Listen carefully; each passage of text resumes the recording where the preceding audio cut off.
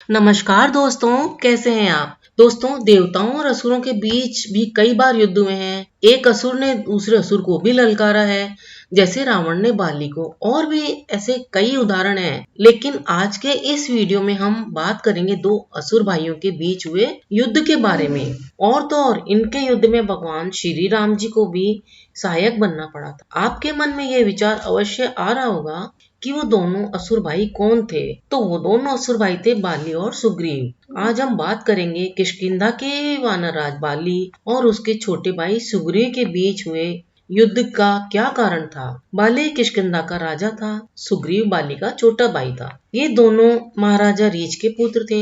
बाली का विवाह बानर वेदराज की पुत्री तारा के साथ हुआ था। बाली के एक पुत्र था जिसका नाम अंगद था। सुग्रीव का विवाह रोमा के साथ हुआ था। दोनों भाइयों के बीच हुए युद्ध की बहुत ही रोचक कहानी। एक असुर स्त्री थी माया। उसके दो पुत्र थे जिनका नाम मायावी और दुंदुभी था। एक बार दुंदुभी ने बाली को युद्ध के लिए ललकार दिया, तो बाली किसी की भी युद्ध ललकार सुनकर युद्ध करने के लिए चल पड़ता था। इसके पीछे बाली की एक बड़ी विशेषता यह थी कि बाली में 100 हाथियों के बराबर बल था। वह बहुत ही शक्तिशाली योद्धा था। ऐसा कोई भी योद्धा नहीं था जिसको बाली ने युद्ध में नहीं हराया हो।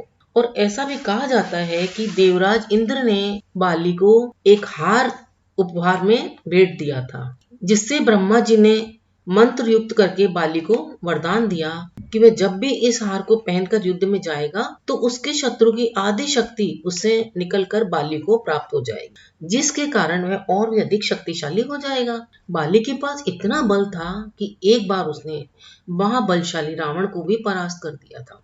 इसी शक्ति की वजह से जब बलशाली बाली को दुंदुभी ने युद्ध के लिए ललकारा तो वह उसके साथ युद्ध करने के लिए चल पड़ता है। बाली ने बहुत ही आसानी से उसे युद्ध में हरा दिया और मार भी दिया।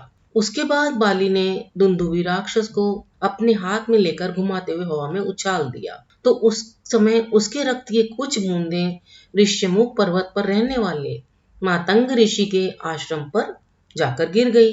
तब मातंग ऋषि ने जब यह देखा तो अपने तपोबल से यह पता लगा लिया कि यह काम तो बाली का ही है। तो उन्होंने क्रोध में आकर बाली को श्राप दे दिया कि अगर बाली इस पर्वत पर या इसके दायरे में भी प्रवेश करेगा तो उसकी मृत्यु हो जाएगी। इधर दुंदुभी राक्षस को बाली द्वारा मारे जाने पर उसका भाई मायावी अपने भाई की मौत का बदला लेने के लिए बाली को युद्ध के लिए ललकारता है। तब बाली राक्षस मायावी को समझाता है कि तुम लौट जाओ, युद्ध मत करो, लेकिन मायावी नहीं माना। तो बाली और सुग्रीव दोनों भाई मायावी से युद्ध करने के लिए जाते हैं। मायावी ने जब दोनों को आता देखा तो वह डर कर जंगल की ओर भागने लगा। फिर भागते भागते वह एक गुफा में जाकर छिप गया। बाली भी मायावी राक्षस के पीछे गुफा में जाने लगा। बाली ने उस समय सुग्रीव को गुफा के बाहर बैठकर इंतजार करने का कहा और स्वयं गुफा के अंदर चला गया। सुग्रीव गुफा के बाहर बैठकर बाली का इंतजार करता रहा। फिर थोड़ी देर बाद गुफा के अंदर से एक आवाज आई और फिर गुफा के अंदर से खून की धारा बहती हुई दिखी। तो यह सब देखकर सुग्रीव को लगा कि मायावी राक्षस ने तो बाली का वध कर दिया है। यह सोचकर सुग्रीव ने एक बड़ा सा पत्थर रखकर गुफा का द्वार बंद कर दिया, यह सोचकर कि मायावी राक्षस वापस बाहर न आ सके। और उसके बाद सुग्रीव किष्किंधा लौट गया। बाली की मृत्यु की खबर सुनकर सभी बहुत दुखी हुए और फिर सबने मिलकर सुग्रीव को किष्किंधा का राजा बना दिया। कुछ दिनों बाद जब बाली गुफा से बाहर आया और किष्किंधा लौटा तो उसे यह सब देखकर आश्चर्यचकित में हो गए कि बाली कैसे आ गया। बाली अपने भाई को अपने राज्य से निकाल दिया, लेकिन उसकी पत्नी रोमा को अपने पास रख लिया, उसे नहीं जाने दिया। बाली क्रोध में सुग्रीव को मार देना चाहता था, इसीलिए उसने सुग्रीव का पीछा किया।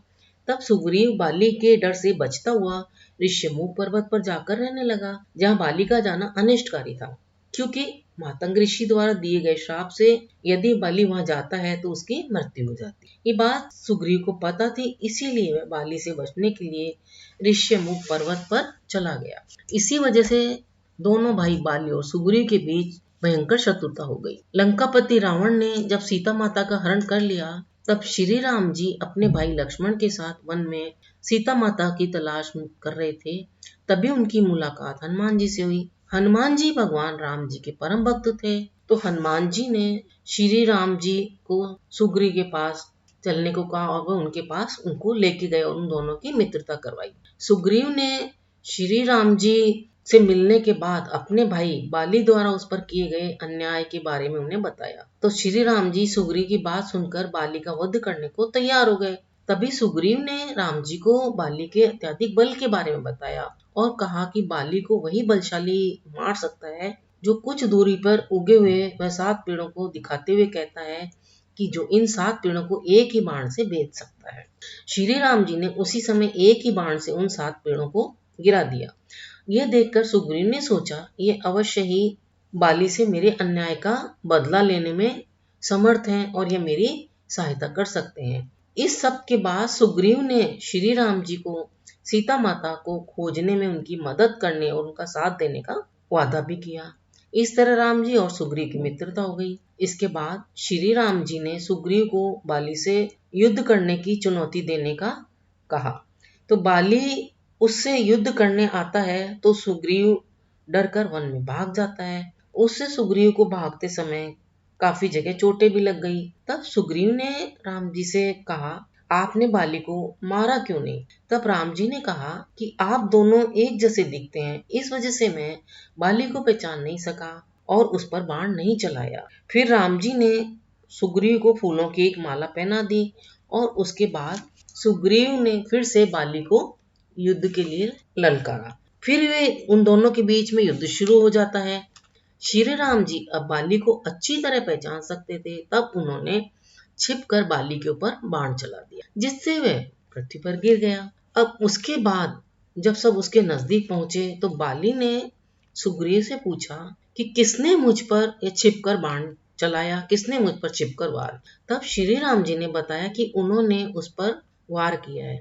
तब बाली ने पूछा, आपने ऐसा क्यों किया? क्या छिपकर वार करना धर्म के खिलाफ नहीं है? तब श्री राम जी बोले, तुम्हारा छोटा भाई सुग्रीव तुम्हारे पुत्र के समान है, जिसके साथ तुमने दुर्व्यवहार किया, अपने भाई की पत्नी पर भी अधिकार कर लिया, अपने भाई सुग्रीव के साथ बहुत से अन्याय किए, यह सब भी धर्म के विरोधी तो थे। श्री राम जी की बात सुनकर बाली को अपने किए पर बहुत पश्चाताप हुआ, वह दुख हुआ और उसने इसके लिए श्री राम जी से माफी भी मांगी। श्री राम जी ने तब बाली को वचन दिया कि द्वापर युग में जब वे कृष्ण के रूप में अवतार लेंगे तब वह जरा के रूप में जन्म लेगा और उनसे अपनी मृत्यु का बदला लेगा और उनकी मृत्यु का कारण बनेगा। उसी समय बाली पुत्र अंगद वहां आया तो बाली ने उसे अपने चाचा सुग्रीव के साथ रहने और भगवान श्री राम जी की सेवा व सहायता करने को कहा। इतना कहकर उसके बाद बाली की मृत्यु हो गई। इसके बाद सुग्रीव को किष्किंधा का राजा बना दिया गया और बाली पुत्र अंगद को युवराज बना दिया गया। सुग्रीव ने अपनी पत्नी रोमा को भी वापस पा लिया। सुग्रीव और उसकी सेना ने श्री राम जी की पत्नी सीता को खोजने में उनकी सहायता करी और फिर भगवान राम जी सुग्रीव की वानर सेना व हनुमान जी के साथ सीता जी की खोज में लंका की ओर चल पड़े। सुग्रीव ने भी अपनी सच्ची मित्रता भगवान राम के साथ पूरे सहयोग के साथ अंत तक निभाई। दोस्तों, आपको ये सच्ची दोस्ती की जानकारी कैसी लगी? हमें अपने कमेंट करके अवश्य बताएं। आपके कमेंट से हमारा उत्साह बढ़ता है। आपको अगर ये जानकारी अच्छी लगी हो तो आगे शेयर करें, वीडियो को सपोर्ट करें और चैनल को सब्सक्राइब भी कर लें। अपना अमूल्य समय देकर वीडियो देखने के लिए आपको बहुत बहुत धन्यवाद।